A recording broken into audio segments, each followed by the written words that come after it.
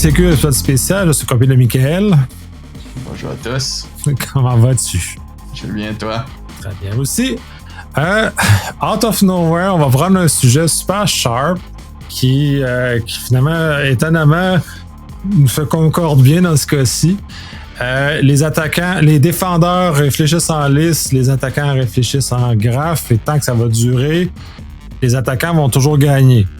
John Lambert, 2017 Microsoft. C'est une réflexion qui est très importante. Moi, j'ai été exposé à celle-ci quand j'étais au Blue Team Con. Comme j'avais dit sur LinkedIn, c'est en somme toute une assez vieille phrase. Mais clairement, en 2017, je l'écoutais pas, fait que j'ai jamais vu passer. Il a fallu attendre en 2023 pour l'avoir passé la première fois. Ou que j'étais attentif, ça a dit quelque chose pour moi. Puis celle-là, moi, elle a résonné très très fort, cette phrase-là. Puis c'est justement sur ça qu'on va parler, discuter sur ce sujet-là, parce que c'est un des problèmes majeurs qu'on a en cyber, ces deux clans-là de réflexion qui font qu'on est pas capable de réconcilier un et l'autre, et ce qui fait que, effectivement, les équipes bleues sont toujours perdantes parce que ils réfléchissent dans une façon linéaire qui n'en rien n'est comme les attaquants qui, pour moi, c'est le voir comme en graphe, c'est-à-dire c'est comme de l'eau. L'eau va trouver n'importe quel petit trou pour rentrer, aller où elle a besoin d'être. Fait qu'on n'est pas dans le même contexte de réflexion, on n'est pas dans la même philosophie, la même approche, on est absolument dans rien.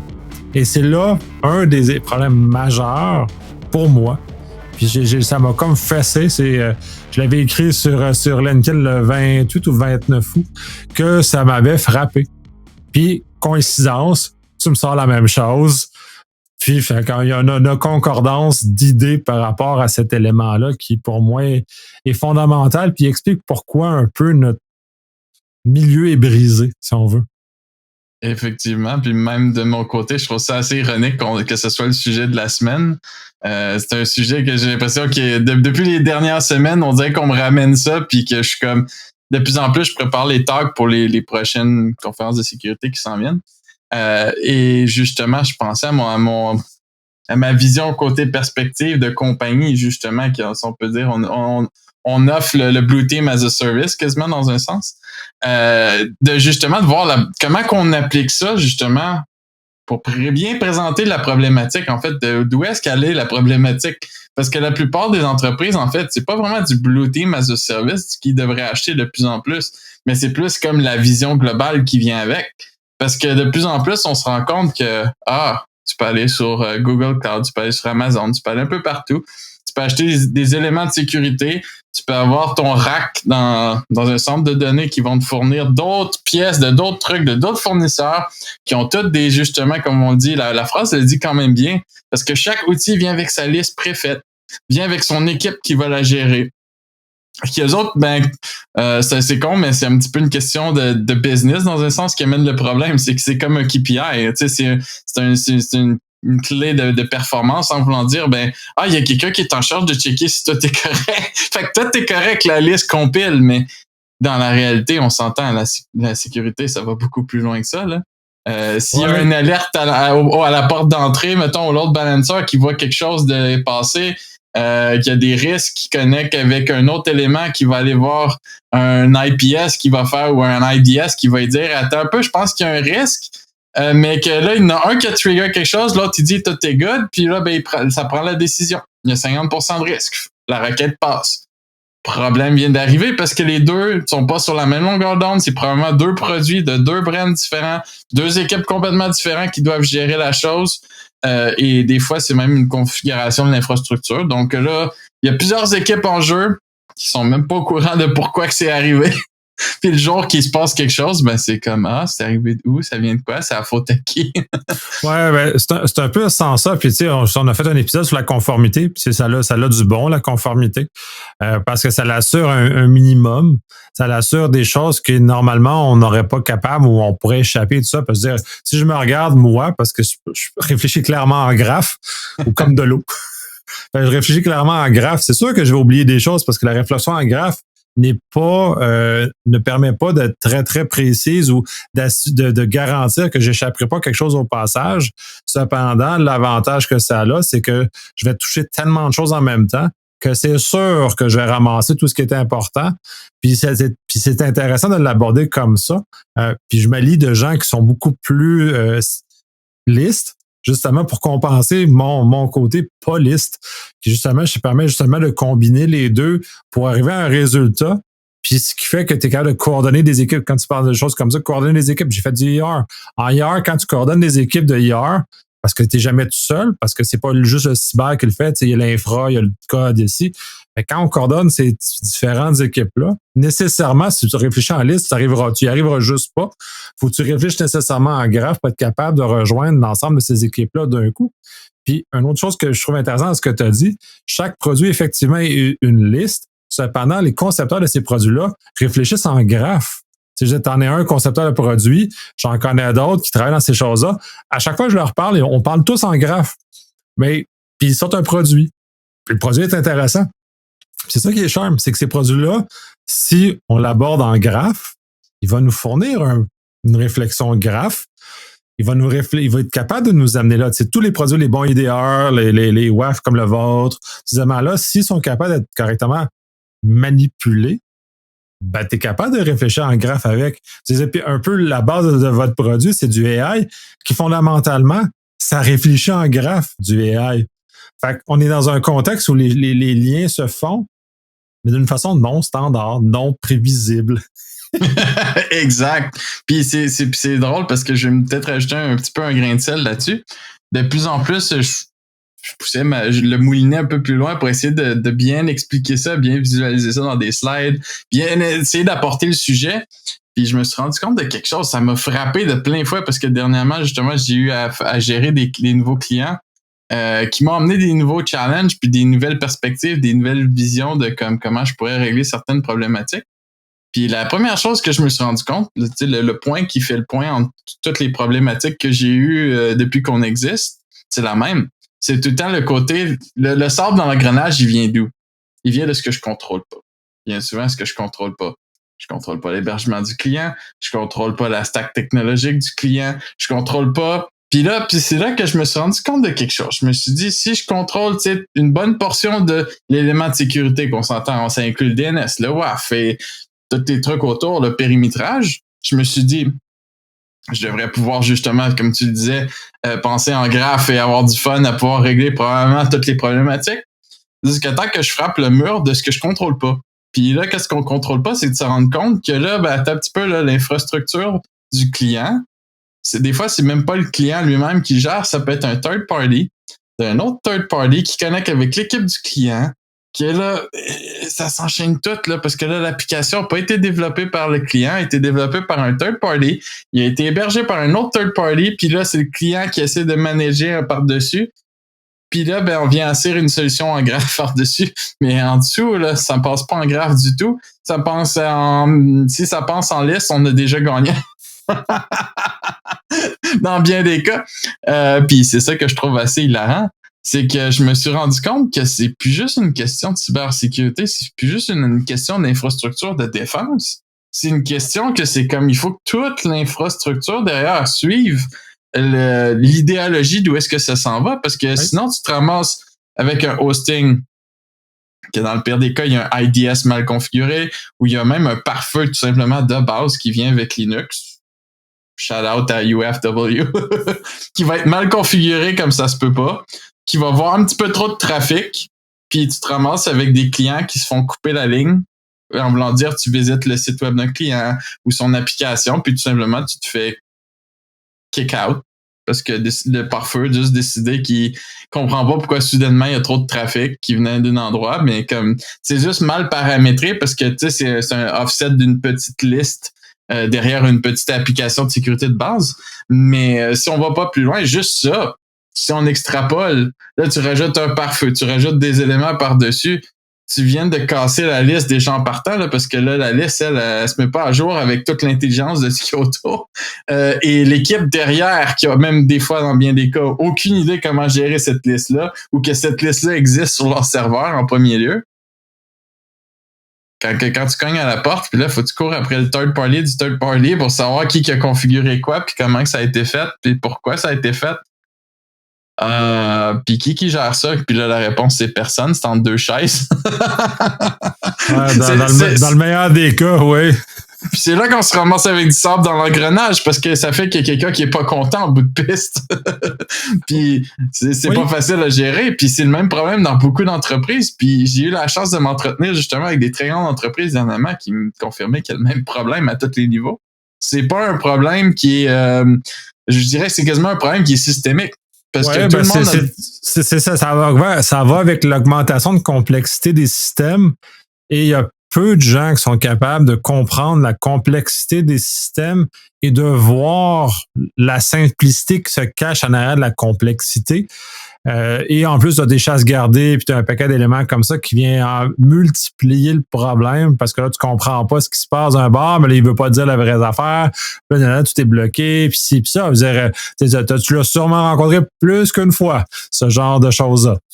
Effectivement, puis c'est drôle parce que je m'en allais parler du concept des kingpins. Tu sais, comment qu'aujourd'hui, tout le monde se proclame expert de ce que tu voudras. Puis que toutes les plus belles entreprises que j'ai rencontrées ont toutes un kingpin d'infrastructure, un kingpin de la sécurité, un kingpin de ci, un kingpin de ça. Minute que tu y parles de graphe, je pense que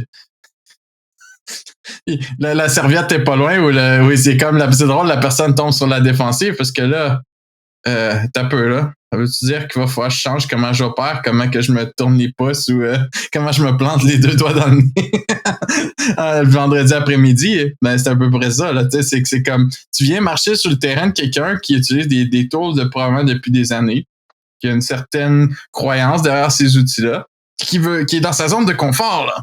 Don't get me wrong, la personne fait probablement une super job, mais malheureusement, tu arrives sur le terrain que c'est comme là, faut que tu y expliques que sa petite liste, ça va pas bien loin.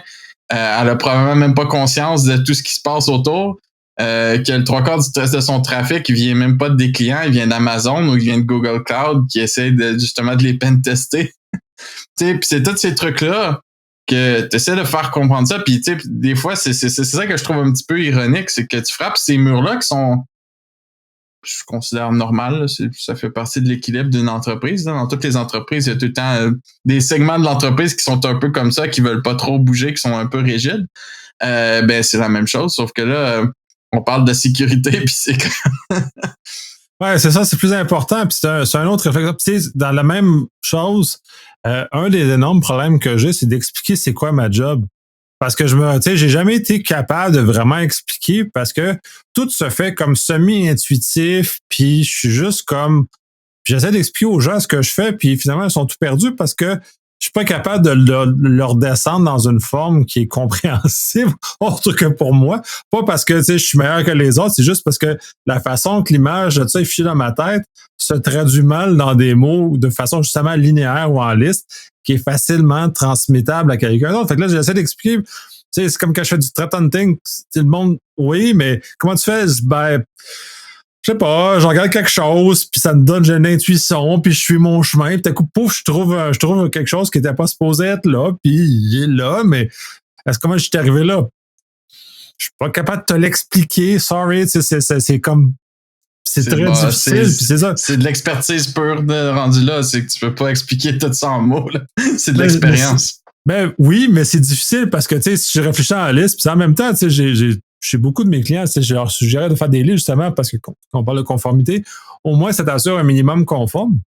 Mais en même temps, faut que tu dépasses ces listes-là pour aller plus loin que juste le minimum conforme parce que justement, faut être faut être capable de se faire de la vraie cyberdéfense. Faut aller plus loin. Parce que si on n'est pas capable d'aller, on arrête à nos listes, ben les attaquants, ils vont juste changer de modèle d'attaque, puis ils vont pivoter, puis on est foutu. Puis on le voit déjà, là, puis là, ça commence à s'accélérer le pivotage, parce que là, les attaquants, ils pivotaient pas vite parce qu'on bougeait pas vite. Fait que, tu sais, c'était les mêmes stratégies de défense, fait que d'autres, ils utilisaient les mêmes stratégies d'attaque pour passer à côté de nos stratégies de défense. Fait que, tu sais, tant qu'on n'a pas bougé, les autres sont restés dans la même stratégie. C'est là du moindre effort. En fait, ils veulent pas forcer. Fait que si on fait juste comme sticker sur nos listes, ben ils finissent par les connaître, nos listes.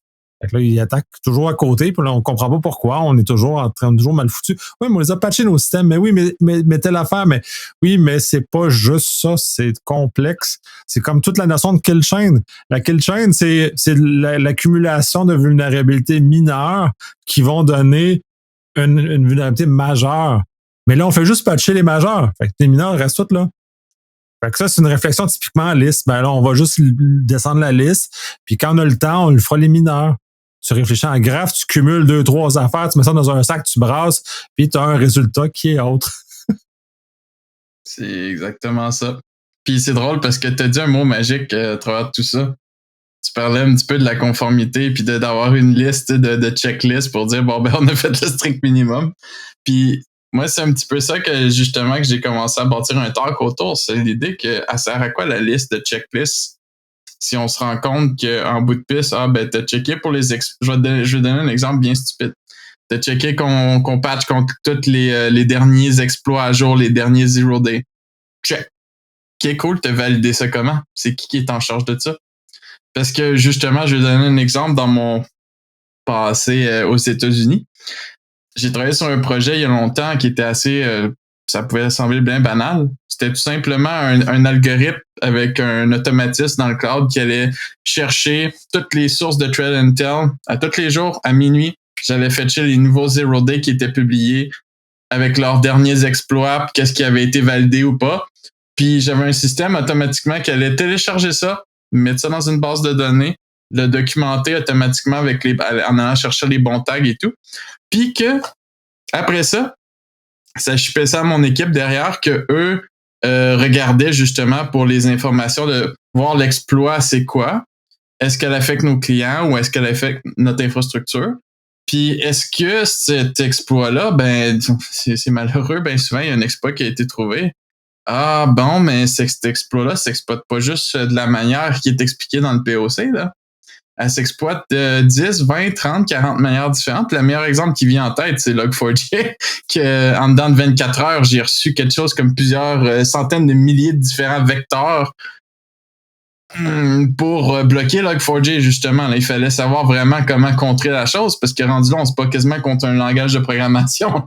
C'est carrément une chaîne de caractères Java qui te permet d'exécuter du code. Donc, il faut que tu anticipes tout ce qui est possible. Fait que c'est juste pour donner un exemple que à chaque fois qu'on coche, c'est fait. C'est fait. Moi, dans ma tête, ça me semble un peu comme le contexte de ce que je disais tantôt. Ça me semble comme un KPI de quelqu'un qui est comme, OK, c'est fait. Mais est-ce que c'est vraiment fait? Puis, de plus en plus, moi, ce que je me rends compte, c'est que quand on travaille de très proche, justement, avec des équipes de ciseaux, tu vois directement qu'ils veulent de plus en plus avoir des métriques qualifiées. Ils veulent pas juste savoir, c'est fait. Parce que, c'est fait, ben, c'est cool, c'est fait. Mais ça te donne pas vraiment de résultats ou de statistiques concrètes sur qu'est-ce qui a été fait. Parce que dans les faits, t'as rien qui a été fait.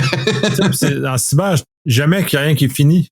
Tu sais, c'est la roue du hamster infinie. Fait, tu sais, je veux dire, tu peux pas jamais être patché. Tu peux jamais te débarrasser de tes 0D. Tu peux jamais au complet parce que c'est à recommencer à tous les mois, c'est à recommencer à tout bout de champ parce qu'il y a toujours de nouvelles vulnérabilités, il y a toujours de nouvelles affaires qui se passent, il y a toujours de nouvelles façons d'exploiter des vulnérabilités, il y a toujours de nouvelles façons d'y aller. Tu veux dire, on regarde les nouvelles façons, puis encore en même temps, là, les Living of the Lands, c'est même plus les méthodes les plus sophistiquées, c'est déjà vieux. Puis on le voit pas assez. Il y a des affaires, puis je l'ai vu. Encore là, j'ai sorti dans tout de ma roche.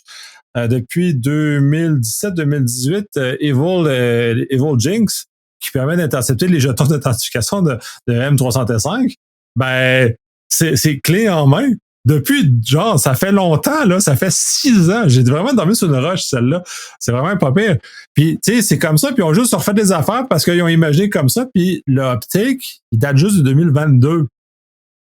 Fait que, tu sais, il y en a plein d'autres outils comme ça, bizarres, pas classiques, qui sont largement sous-exploités, qui attendent juste que les défenseurs changent leur checklist, rajoutent là, il faut bloquer les Evil Jinx Play. Il va y en avoir un autre qui va apparaître parce que il y en a plein.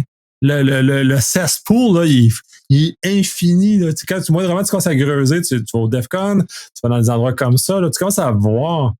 Puis c'est là que j'aime ça parce que je m'alimente, puis là, ça grossit mon graphe. j'ai un très grand graphe de choses, ce qui fait que ma réflexion est incohérente pour bien des gens parce que je ne descends pas linéaire. Fait que là, je parle sur une chose, puis tu sais, bref, mon chemin dans ma tête s'en va partout. Effectivement. Puis c'est ça l'idée de penser en graphe dans tous les cas.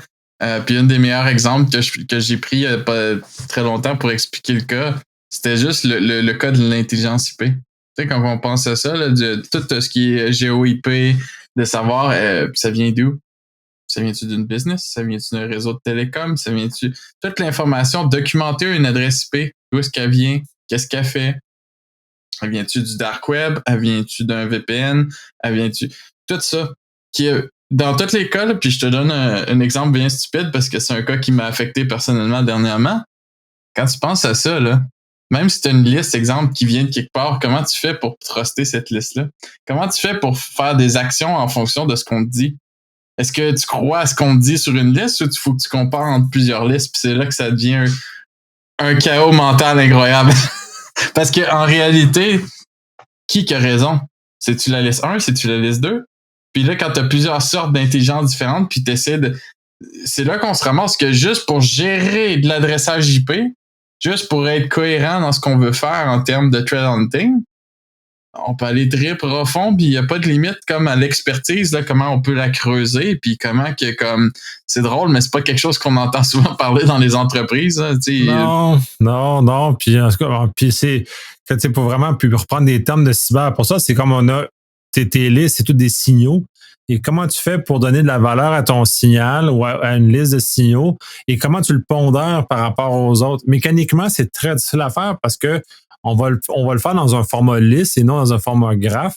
Mais si je l'ai, donc si je dépose ces informations-là ou j'enrichis mes informations avec des informations du threat intel, et moi, comme analyste, je vais les regarder, puis je vais sous-peser automatiquement, puis je vais faire ça, puis je vais le mettre en contexte par rapport au réseau dans lequel je suis, par rapport à l'équipement, par rapport à l'heure de la journée. Et tout ça, moi, je vais le faire tout seul. Je vais le faire spontanément parce que, bon, c'est la façon que je réfléchis m'amène vers ça. Le AI réussit à faire à peu près le même genre de choses parce que lui, ça s'entraîne sur un très grand volume de données, puis à un moment donné, ben, il est capable d'avoir au même niveau de déduction. Il ne sait pas pourquoi, par exemple, c'est ça qui est drôle du AI. C'est ça que le AI, c'est con, mais c'est utile parce qu'il ne sait pas pourquoi il le fait, pourquoi le résultat sort, mais le résultat est là. Fait que c'est utile. C'est utile pour nous, on s'en sert comme ça. Mais évidemment, fait que cette capacité-là, fait que comment tu veux, puis c'est ça que tu l'amenais dans ta système quand tu étais dans ta compagnie aux États-Unis. Tu as toutes ces informations-là. Comment tu leur donnes une cote de confiance? Sur quoi tu te bases pour te fier à ça? Est-ce que puis on est encore de plus en plus dans un monde où les attaques de chaînes d'approvisionnement sont de plus en plus importantes. Comment tu peux te fier que ton fournisseur ne s'est pas fait attaquer en amont, que lui-même t'injecte de la cochonnerie? C'est plus exclu dans la réflexion, là. Ça, c'est du graphe. Parce que les attaquants, ils vont pivoter sur des choses comme ça. On regarde, au moment où on enregistre, Microsoft a rendu public toute l'attaque avec MSA. Il a expliqué. Et la conjoncture des événements qui a mené à la fuite de la clé, là, c'est fou, là. Fait que, tu sais, pour arriver à avoir tout cumulé ces choses-là, ça veut dire qu'il y a eu une erreur dans le dump. Le dump a mis la clé dans le debug. C'est une chose. Et qu'en même temps, dans les mêmes temps, il y a un ingénieur qui s'est fait compromettre son compte et l'attaquant a, pour whatever raison, réussi à trouver qu'il y avait une clé cachée dans un dump. Quand, tu sais, je veux dire, genre, il reçoit des milliers de dumps de mémoire, des choses comme ça. Puis, tu sais, que dans une clé. Tu sais, il a pas fait un grep puis chercher ça. Là, il a dû avoir quelque chose qui s'est passé. Là. Tu vois, je vais lancer un grep pour voir si y a une clé dans les dons. C'est encore drôle. Je connais des hackers qui fonctionnent beaucoup en grep, malheureusement. Oui, non, mais je veux dire, faire un grep ou un regret, ça, mais tu sais, d'arriver à dire, hey, je vais faire un grep sur ça. Pourquoi ça? C'est pourquoi il n'a pas cherché des mots de passe, quelque chose de plus classique, là, si tu veux, là, quelque chose de plus conventionnel. Fait que, toute la chaîne d'attaque démontre à quel point l'attaquant est imaginatif, qui réfléchit clairement en graphe. Fait que ça l'a amené à ce genre de choses-là. Puis ça, clairement, ben là, Microsoft, malheureusement, a échoué dans ce cas-ci parce qu'ils ont réfléchi en liste. Mais effectivement, puis il y a tellement d'autres trucs chez Microsoft que je pourrais dire comment ils fonctionnent en liste que je trouve ça ridicule. Puis je pourrais même reprendre au côté Charles Hamilton, justement, qui a fait une présentation de Red Team il n'y a pas si longtemps. Ils ont fait un beau webinaire, puis il expliquait comment ils utilisaient justement des CDN de Microsoft pour distribuer ses attaques parce qu'ils sont pas flagués comme étant malicieux. Ça appartient à Microsoft. Fait que t'es déjà sur leur terrain, tu bypasses tout le périmètre au complet, voilà. Personne qui va penser à bloquer un CDN de Microsoft, ça fait aucun sens, voyons. T'es une autorité, puis c'est la même chose dans mon domaine. Je fais beaucoup de recherches personnelles sur tous les exploits de bas niveau, puis de plus en plus, je me rends compte que c'est tellement ridicule. Il y a des exploits là qui passent par le kernel, des fois tu t'attends même pas à ça. C'est carrément des logiciels qui sont signés par Microsoft comme une autorité que tu peux tout simplement...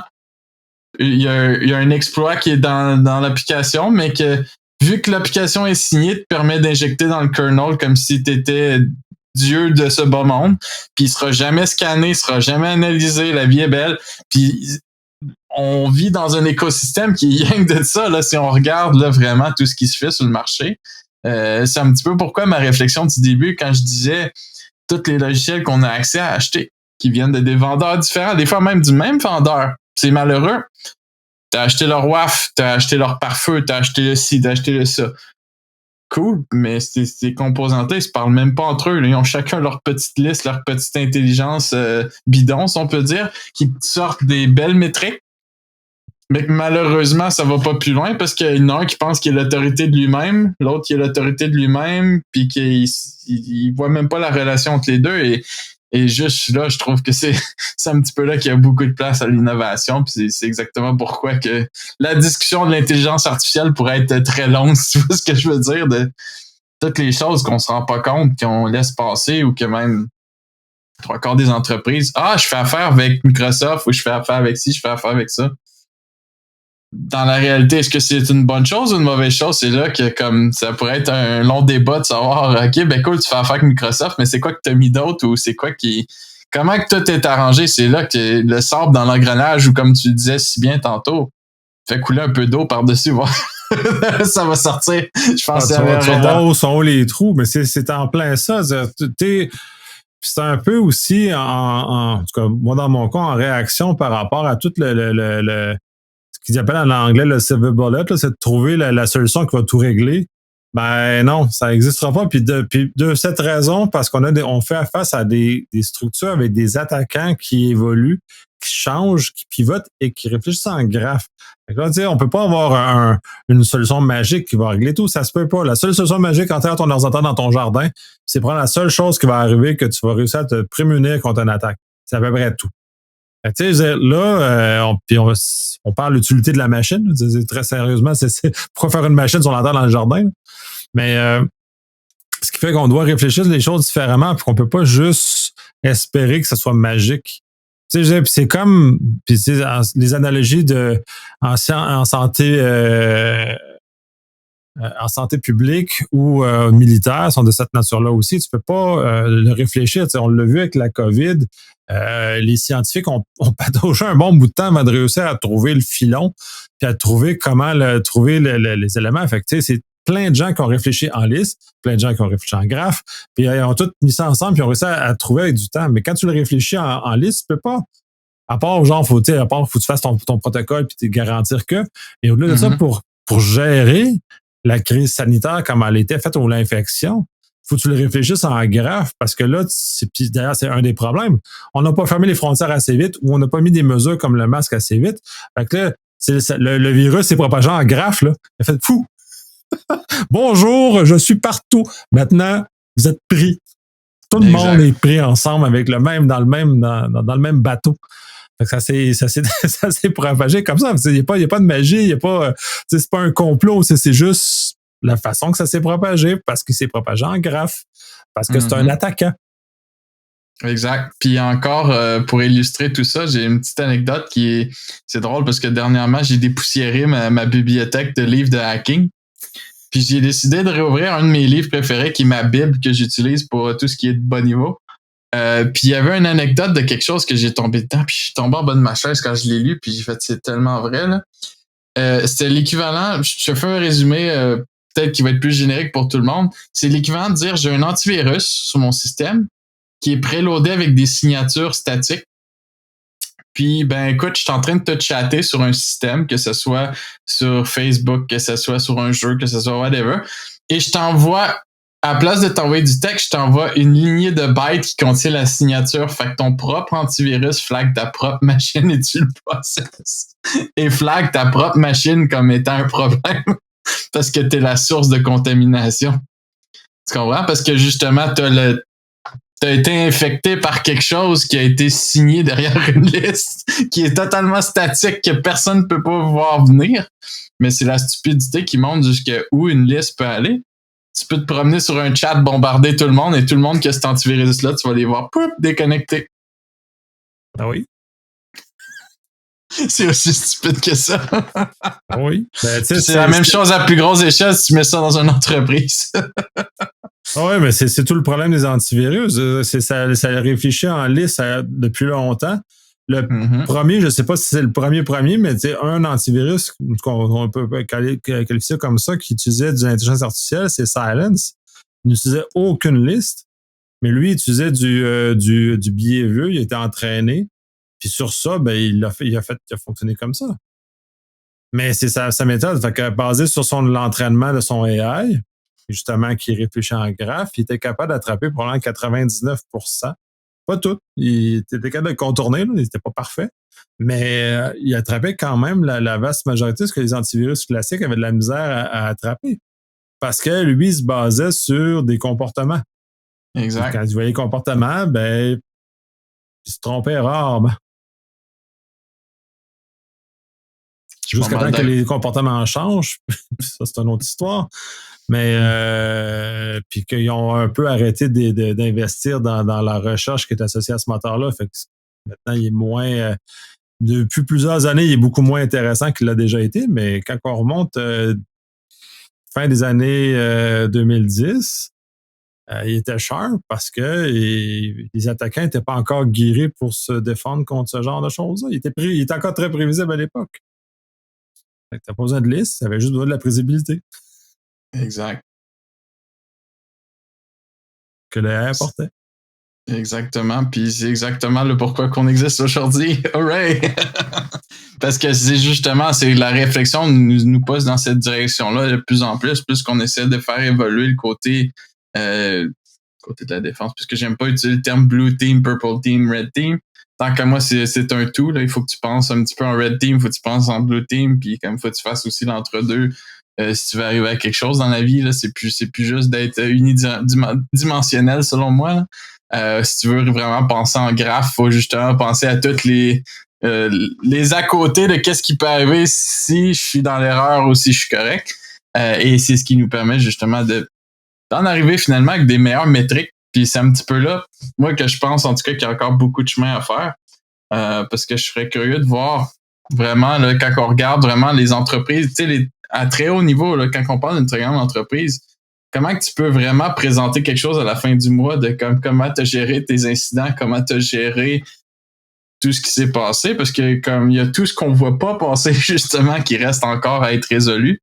Que comme moi je pense qu'en tout cas on en a pour encore des années que ça soit encore un sujet d'actualité ou comme autant que toi que moi qu'on est dans deux perspectives totalement différentes, on va continuer à voir justement du monde se gourder ou nous présenter des belles problématiques justement à régler parce que justement la perspective de liste malheureusement on dirait que c'est comme on dirait que c'est un défaut de fabrication, pas juste au niveau des produits, mais aussi les êtres humains qui aiment beaucoup trop s'asseoir sur une liste puis être dans leur zone de confort finalement, parce que c'est bien plus facile de regarder la petite liste de checklist ou avec le petit outil, fait une petite ligne, tu sais, une ligne de commande en bash pour dire bon ben fais donc une validation, est-ce que j'ai des packages à updater parce qu'ils sont dangereux? Cool, ils sont tous updatés. Est-ce que ça prouve que tu es plus en sécurité? C'est un peu là Ça la prouve question. juste que tes systèmes ont été updatés. Ouais, c'est un peu ça, là, ça, puis c'est rassurant, là, puis je le sais. Puis de toute façon, je le conseille généralement comme les premières étapes de monter en maturité en cyber, c'est de faire des listes. Justement, pour que tu couvres tes bases. Puis c'est correct aussi. Puis c'est là où, quand j'ai été confronté à la phrase, à la citation, là, ça a buzzé dans ma tête parce que en même temps, d'un côté, je dis à mes clients, faites des listes de contrôle, c'est nécessaire, c'est bon, ça mène plus loin. Puis, on a déjà parlé de la conformité ensemble aussi. De l'autre côté, j'ai la réflexion, ouais, mais il faut que tu passes en graphe aussi en même temps. Mais tu peux pas, à mon sens, faut que tu commences à apprendre à marcher, donc faire des listes, avant de commencer à réfléchir en graphe, donc de courir. Fait que tu peux pas, faut que tu fasses un avant d'aller l'autre. Il y a des personnes qui sont typiquement beaucoup plus habiles et plus confortables avec des listes. Puis la même chose pour des graphes. Il y a des gens qui sont plus habiles et confortables avec des graphes. Puis c'est pas une personne est meilleure que l'autre, mais c'est comme ça aussi que les cerveaux humains constituent. Fait que de là, tu mets tes gens de liste pour structurer ta base, puis ensuite tu prends tes éléments à graphe, puis tu les rassois par-dessus pour tirer plein de bénéfices de ça. Puis c'est comme ça que j'ai réussi à faire du sens avec cet élément de dissonance, parce que d'un coup, ça m'a comme frappé, là. J'ai fait, qu'est-ce que je fais avec ça? Comment j'aide mes clients à aller plus loin? Comment je réussis à faire un sens de ça? Parce que, réfléchir juste en graphe, tu peux pas juste faire ça non plus. Parce que moi, je suis pas orienté vers les détails, par exemple, parce que ma réflexion est en graphe. Ma réflexion va être très répandue, va être très large, va couvrir très grand, mais pas très dans le détail. Fait qu'en même temps, c'est de trouver une façon de combiner ça, puis c'est là où j'ai comme un brain fart. Là, Ben, effectivement, parce que le détail, c'est ce que j'expliquais tantôt, c'est que ça prend un écosystème assez incroyable avec une équipe, ben pas juste une équipe, ça prend plusieurs équipes pour chacun des petits points dans ton graphe qui est très étendu. Quand toi tu le présentes, pour venir collaborer les data qu'eux vont avoir analysé, qui va collaborer à la fin, que là, tu es capable d'avoir vraiment ce qu'on appelle un rapport complet de ce qui se passe dans tes opérations. Puis c'est ça qui est pas facile à avoir. Puis même, ça me rappelle un petit peu le pourquoi dans le sens, nous, quand on a lancé notre produit WAF, la première optique qu'on a eue, justement, ça a été de créer des listes. Pourquoi? Parce que, comme tu le disais, c'est là que le monde sont le plus confortable. C'est comme un peu la première étape que pour eux, nous, on leur fait une liste de ce qui est à régler dans un sens. Puis une fois qu'il est réglé, ben au moins, ce côté-là humain, on dirait que c'est facile. La checklist, même si c'est un petit peu dynamique derrière ou que le graphe est là, ben au moins, t'écartes comme le besoin de devoir aller faire le suivi sur toute la ligne. Parce que faire le suivi sur toute la ligne, ça prend un effort surhumain. C'est quasiment les épreuves d'Hercule, si tu vois ce que je veux dire. Là, c'est comme...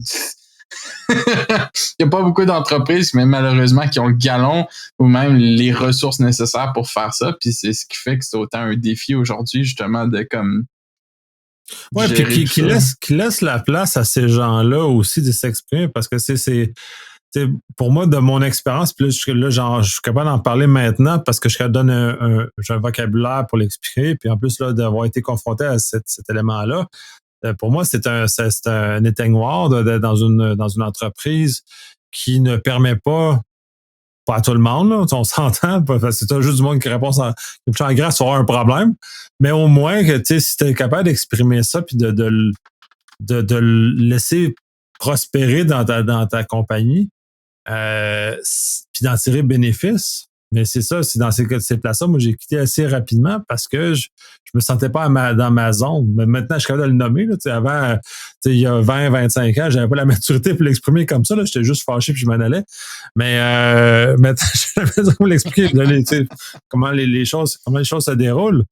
Tu peux référencer ce podcast-là. Prochaine fois, ça sera aller écouter ça, vous allez comprendre comment je file. Ouais, vous allez comprendre pourquoi je suis parti fâché il y a 20-25 ans. Fait que c'est comme ça.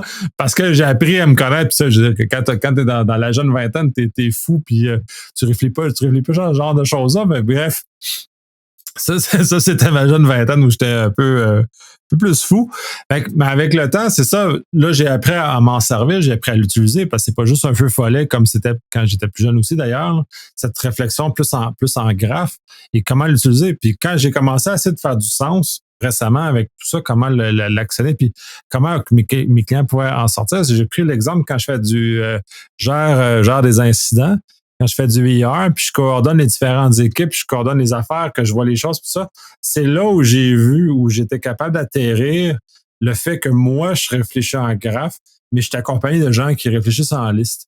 Et là, les deux se servent, c'est-à-dire les gens qui réfléchissent en liste vont faire les choses avec une excellence que je serais jamais capable de faire moi-même.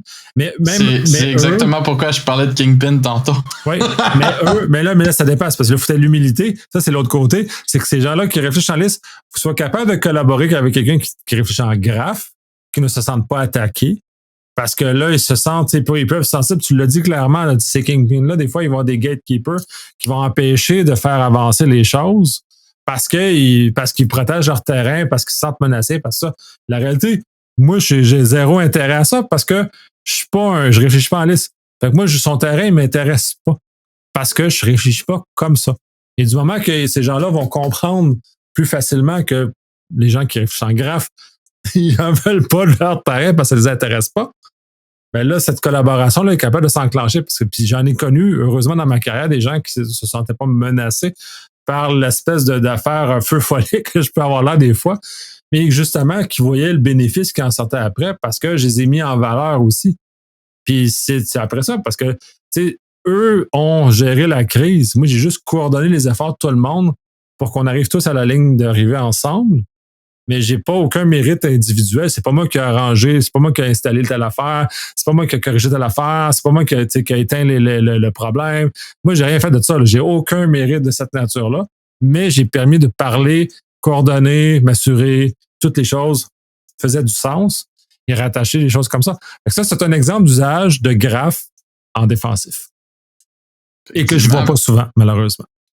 Exact. Puis bien souvent, c'est une question de gestion. Et comme tu disais, là, ceux qui sont là comme pour faire du gatekeeping un petit peu, plus tu es capable d'avoir une place pour travailler dans un sens ou avoir un esprit de management qui pense déjà comme ça dans un sens, plus que c'est facile après ça d'arriver dans le décor puis de dire j'ai besoin de ci, j'ai besoin de ça, bougez-moi ci, bougez-moi ça. De prendre un petit peu le contrôle de la situation et de régler le problème, mais le problème, c'est que c'est rarement le cas. C'est rarement déjà en place. Puis c'est un petit peu le pourquoi. Puis comme je disais tantôt, pour revenir un petit peu au talk que je disais que je préparais, c'est exactement pour exprimer à quel point c'est important, je pense, de plus en plus de développer cette expertise-là. Parce que j'ai un feeling que tout le monde qui sort avec des grosses certifications de sécurité, de plus en plus, puis c'est mon expérience dans le passé, là, je te montre comment utiliser le tool qui pense en liste. Puis, tu sais, c'est comme, on dirait que c'est comme engrainé dans l'apprentissage de sécurité de plus en plus. Puis, j'en le remarque avec les CV que je reçois puis le monde que je rencontre. On dirait qu'ils ont appris à opérer d'une certaine manière X. Puis, c'est ça qui fait que des fois aussi qui n'aide pas la cause, c'est qu'il y a comme un besoin de renouveau, on dirait, ou de l'expertise, de la pousser plus loin. Puis j'ai eu un beau débat dernièrement sur le fait d'être un vrai rechercheur ou peu importe le title, ce qu'il veut dire. Puis c'est exactement là que ça mène. C'est que quand tu fais de la recherche, tu t'arrêtes pas justement à ce qui est dans ta liste. Tu veux soit la grossir ou tu veux collaborer avec plusieurs listes pour voir qu'est-ce que quelqu'un d'autre a fait, pourquoi il le fait. Puis c'est juste là que ça ouvre les portes justement à aller plus loin. Puis ça amène mon point justement sur le pourquoi qu'on existe, c'est de créer cette expertise-là. Puis je trouve tellement que c'est cool de le faire au Québec parce qu'on dirait qu'il y a une belle ouverture d'esprit. C'est drôle à dire, là, il y a une belle aura sur la cybersécurité au Québec en général.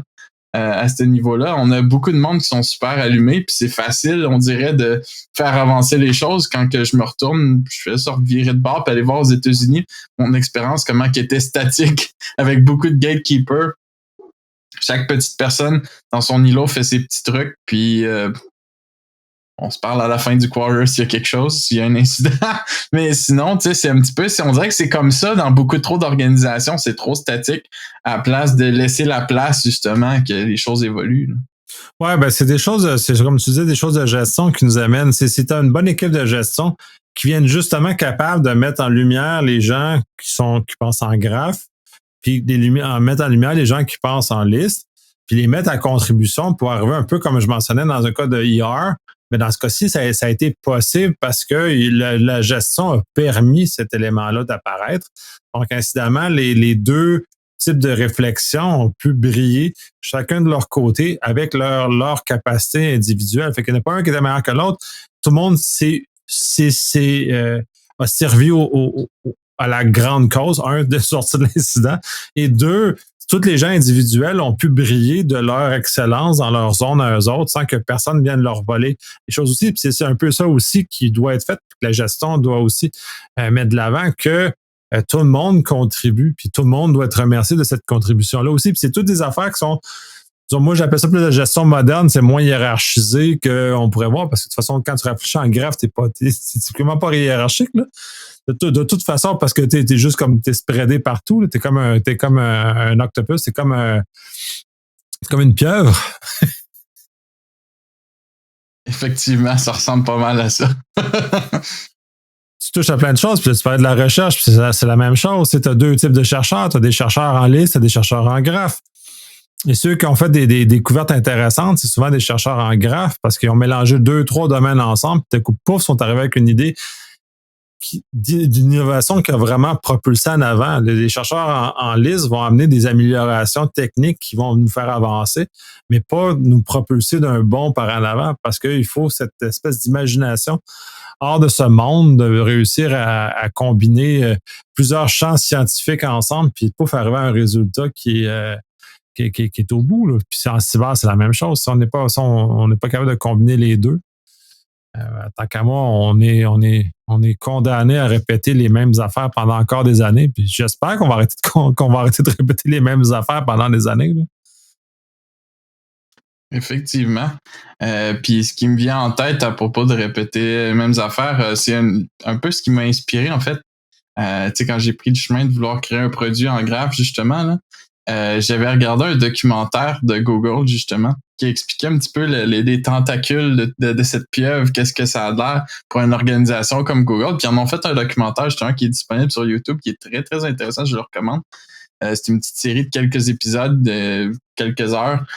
Puis ça raconte la plus grosse incident qui a jamais été vu chez Google, la plus grosse infection qu'on s'entend, là, l'équipe de sécurité qui passe dans tous les bureaux, qui déplogue les ordi, puis qui les amène dans la war room, puis qui est comme en mode OK, la fin du monde vient d'arriver, là, il faut qu'on trouve une solution, là.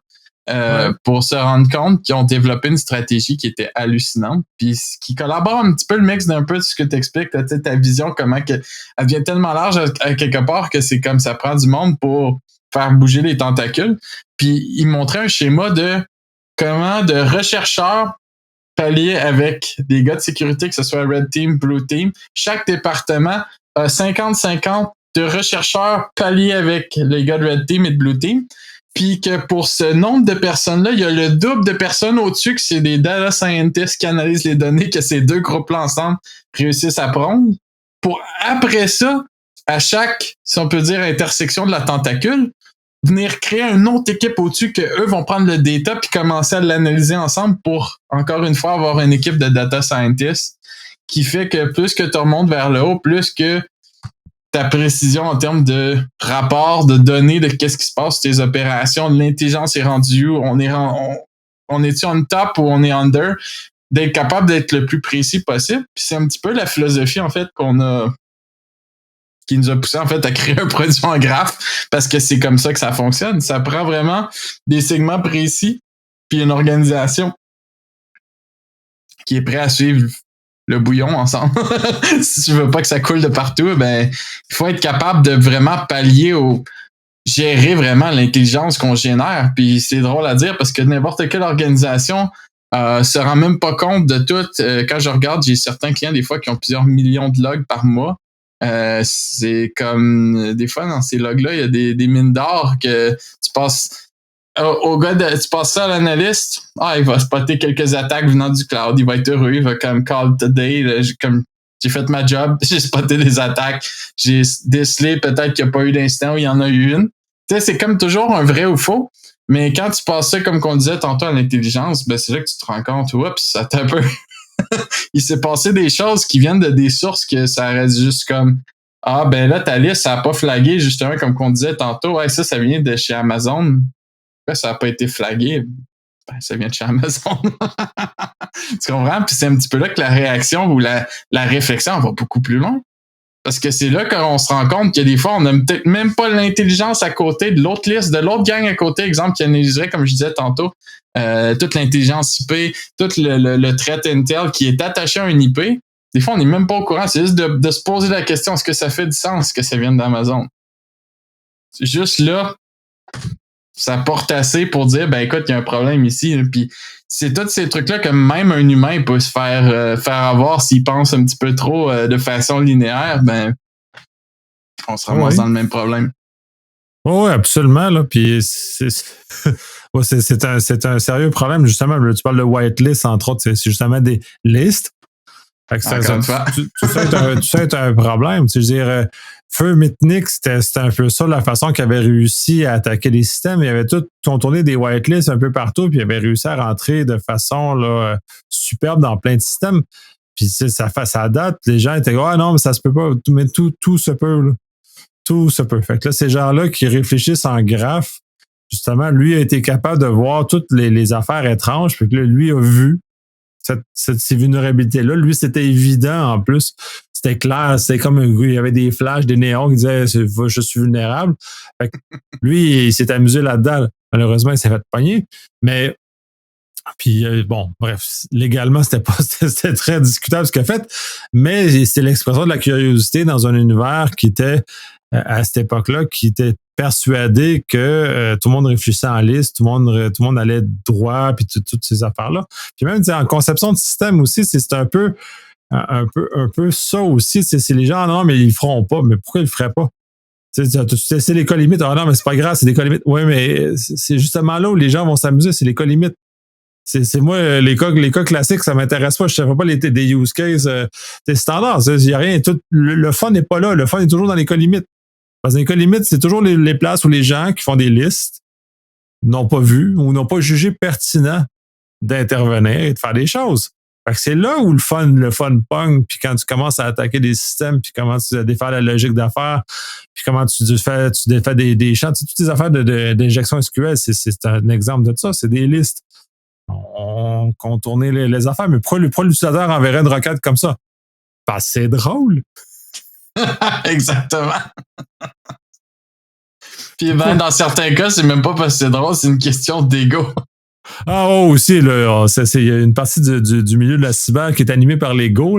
C'est sûr. Que, bon, il y a ça aussi qui amène les gens à se dépasser et à réfléchir sur d'autres choses. Mais c'est toute la réflexion non conventionnelle. Tu réfléchis comme le système n'était jamais prévu.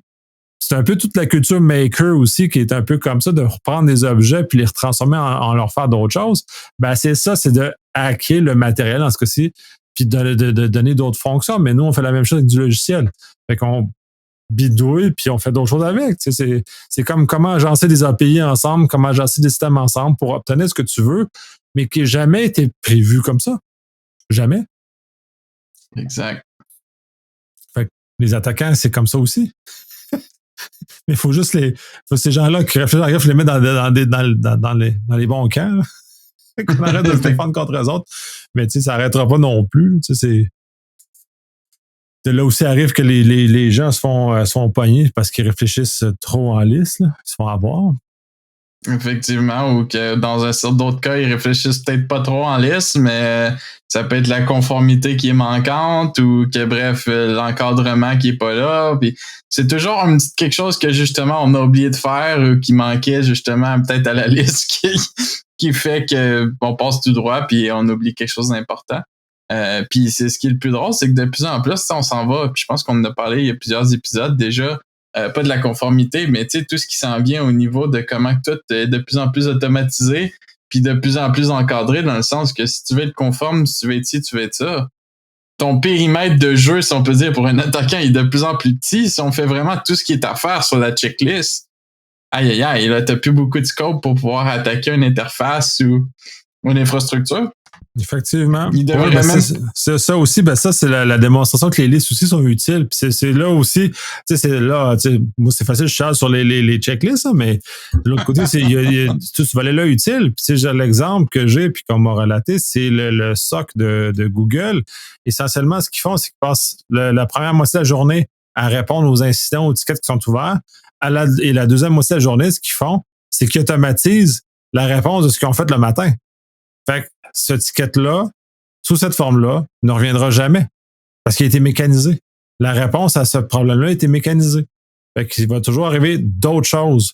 Fait que, tu sais, c'est sûr que la fenêtre d'opportunité de l'attaquant est en train de aussi se réduire parce que même s'il réfléchit en graphe, ces gens-là qui sont assidus à ce genre de choses-là, ce genre de travail-là, mais tranquillement, ils ferment de plus en plus. Fait que même s'il y a de l'eau, mais ils mettent du scellant de plus en plus sur plus de surface. C'est de plus en plus difficile de trouver cette faille-là dans les systèmes parce qu'ils sont de plus en plus couverts, sont de plus en plus montés de façon à ce que c'est très, très difficile. De plus en plus difficile d'arriver à ça, là. Aussi. C'est ce qui fait que l'ego des attaquants est de plus en plus gros aussi. Aussi. Parce qu'on s'entend que les bug bounty à coups de millions, on en voit de plus en plus, comme que je me rappelle qu'il y a quelques années, ça n'existait même pas. Puis que là, aujourd'hui, on dirait que c'est quasiment une norme, surtout quand on regarde dans le côté de la blockchain, là, comment c'est intense, comment que ça explose de partout. Les bounty, là, c'est dans toutes les directions, puis c'est justement, ça fait grossir l'ego. Fait que le scellant, il est mieux d'être efficace, comme on dit, ou on est mieux de rien oublier sur la liste, parce que c'est là que ça passe au cash, dans un sens, là, t'sais. Des fois, ça n'a pas de prix. Est-ce que l'attaquant va découvrir, ou comme tu le disais tantôt avec la dump qui n'était pas supposée, mais qui avait une clé dedans, ben, c'est pas pour rien qu'aujourd'hui, les outils d'attaquant, avant, en tout cas, je me rappelle encore de l'époque, il y a quelques années, on va dire, là, que tout se faisait en grep, là. Puis qu'aujourd'hui, ben, c'est probablement pas mal plus automatisé que ça, puis que probablement tu pognes un dump, ils ont des outils déjà préfaits qui checkent pour des mots de passe, des clés, des ci, des ça. Tout y passe. Je suis pas mal sûr de façon très automatisée parce qu'on est capable de le faire du côté de la défense. Fait que pourquoi pas du côté de l'attaque? Ça fait juste du gros bon sens pour moi. Puis on s'entend que plus qu'on dépense d'argent pour se défendre, plus qu'il y en a qui dépensent pour attaquer. Donc ça fait un beau cercle vicieux. Nécessairement, tant qu'il va y avoir des choses à voler, puis ça va coûter moins cher faire l'effort de voler que le rendement de revente ou de l'argent qui est volé, c'est sûr que ça va exister, là. C'est toujours de rendre, c'est un peu le principe du système de dissuasion, c'est-à-dire au sens où ça coûte plus cher voler ce que tu veux voler. Fait que de ce moment-là, c'est pas rentable, donc les attaquants s'en vont ailleurs, s'en vont dans des endroits qui sont plus rentables pour eux autres. Fait que on a dans ce contexte complètement là, puis cette industrialisation-là, elle est juste malade, là, parce que je vois pas là, quand ça va se terminer non plus, là. C'est drôle. C'est drôle, ça me rappelle un talk des services secrets que j'avais regardé à DEF CON il y a quelques années. Puis le gars, il venait montrer comment eux ont développé un algorithme pour encrypter des processus. En fait, de prendre un exécutable et de l'encrypter de façon que ça devienne... Comme qu'il disait, il n'y a aucune façon humainement possible de rendre ça blindé, bulletproof ou peu importe. Le reverse engineering va toujours avoir sa place. C'est une question de comment tu peux faire que ça va leur coûter tellement cher, prendre tellement de temps qu'ils vont être découragés, justement. C'était la clé de la solution. Mais c'est juste parce que plus qu'on met de scellant, dans ma tête à moi, on vient pas décourager le monde, on vient leur mettre une valeur de plus, il y a une prime sur le target parce que on s'entend dans quel but qu'on fait ça. On fait ça pour protéger les données des clients, les données de crédit, de plus en plus, c'est des données personnelles qu'on veut protéger parce que c'est ça qui a une valeur sur le marché. À la seconde, qu'on met ça derrière... C'est quoi? C'est le CEO de Mandiant que j'avais entendu il y a 2 semaines qui disait que exactement, ça vrai que 80-90% des attaques ne sont faites que pour voler du cred, là. Fait qu'ils sont juste là pour aller chercher des identités parce que c'est ça à l'heure actuelle le marché. En même temps, les creds valent pas cher parce que sont faciles à voler. Du moment qu'on a des bons systèmes en place qui vont être difficiles à voler, le prix va monter. Si le prix monte, ça va devenir de plus en plus intéressant d'investir l'argent et le temps pour réussir à passer à travers les moyens de sécurité. Fait que, c'est comme si vous avez fait vos cours d'économie au secondaire, l'offre et la demande. Fait que s'il n'y a pas beaucoup d'identités disponibles sur le marché, les prix vont monter. On va aller comme ça. Puis c'est pour ça que les bug bounty des affaires plus compliquées sont des montants très élevés. parce que c'est plutôt rare qu'on va en trouver. Puis si on en trouve, ben, vaut mieux payer le 1 million ou l'X million qui est donné parce que c'est des choses qui sont très critiques.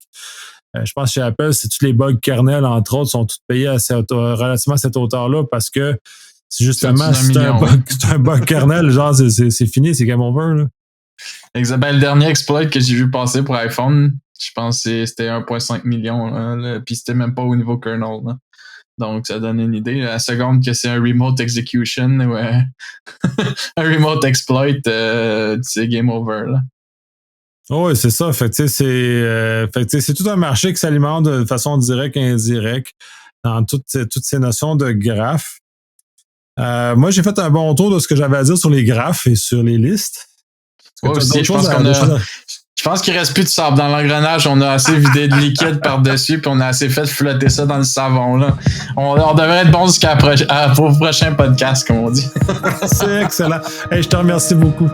Ça fait plaisir. À bientôt. Bientôt.